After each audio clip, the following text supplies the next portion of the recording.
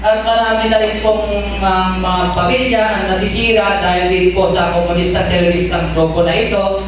Ano po bang mga magandang batas na pwede nyo pong ipagawa para po maitigil na ito pag-recruit ng mga teroristang komunista ito sa mga kabataan? At pangalawa po, kung ipapasa po ng isang senador ang mandatory ROTC, kayo po ba ay susuporta? At kung kayo po ay suportado dito sa panukalang batas na mandatory ROTC, ano po bang hakbang para hindi po maulit ang casing na naitala noong 2001 na meron pong balitang noong 2001 na meron pong kadete na namatay dahil daw po sa hazing? Ano po bang hakbang po ninyo at batas po ninyo upang hindi na po maiulit ito? Maraming salamat po. Thank you. Yung una-una, yung batas na ipapasa. Alam mo ninyo, maganda na yung executive order na pinasa ni Pangulong Duterte na nagtatag ng NTF-ELCA. Ito po ay trabaho na ng executive. Dapat ito, lalo pang palawigin, pondohan, palakasin ng gobyerno, ng executive department. Hindi na po ito sa pigla-istatura sapagkat meron ng executive order na pinasa at pinirmahan si Pangulong Duterte. Dapat siya ipagpatuloy. I agree with you. Maraming mga kabataan na naliligaw ng direksyon dahil agresibo na naman yung mga grupong makakaliwa na ang nais ay papagsakit ang gobyerno kahit sino pa ang Pangulo. Am I for the ROTC? Yes. Para ako sa ROTC. Sang-ayon ako na magkaroon ng military training ang ating mga kabataan. Bakit? Sapagkat dapat yung ROTC, kasi tutuloy ako ng ROTC, inaanan ko yan. At ang layo din ng ROTC, parang sa high school, yung I just don't know how do you call it now. Noon ay yung Citizens Army Training, yung CAT, at yun sa high school pa lamang. That inculcates patriotism sa ating mga kabataan.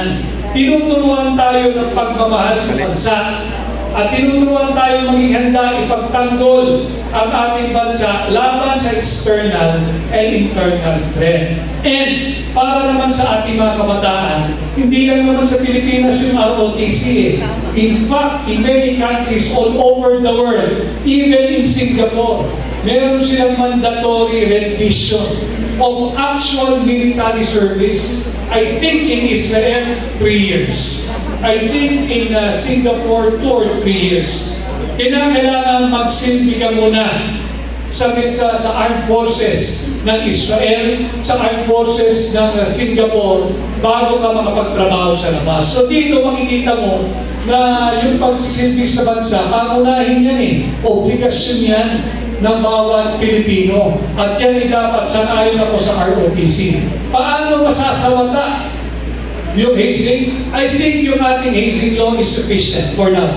Sapagkat dito pinaparusahan lahat na kasali dyan sa organisasyon o fraternity or association kahit wala doon sa araw o gabi na ginawa yung hazing. Basta nagkaroon ng hazing, lahat ng kasali sa grupong yan, kahit present o absent ka, during the time of hazing, mananagot ka. So I think it's all a matter of enforcement now, and it's up to the colleges and universities that will be hosting yung ROTC na bantayan yung kanilang respective officers na nagsasagawa ng ROTC training sa ating mga kabataan. So last follow-up question na naman po. May nakikita po sa mga comments na may mga kabataan tungkol sa ROTC kasi ito daw po ay gagamitin ng mga kabataan upang isabak sa giyera kung sakali man. Huwag naman po sana maputok yung giyera mula sa China at Pilipinas. At meron din po kung nakikita comments ng ROTC ay gagamitin naman po upang mag-atlas at ibagsak sa gobyerno. Ayon po sa mga comments, ano po masasabi po ninyo sa mga kabataan na tukol po sa mandatory ROTC? Yun naman po, salamat. Walang masama kung sa ROTC sa ating mga kabataan. Walang masama yung magsilbi tayo sa ROTC. In fact, napakabait na nga ng ating mandatory ROTC sapagkat ulitin ko sa ibang bansa. Kahit sa Singapore na hinahangaan natin, kahit ang mga kabataan, hinahangaan yung bansang Singapore. Let's look beyond sa nakikita natin sa Singapore.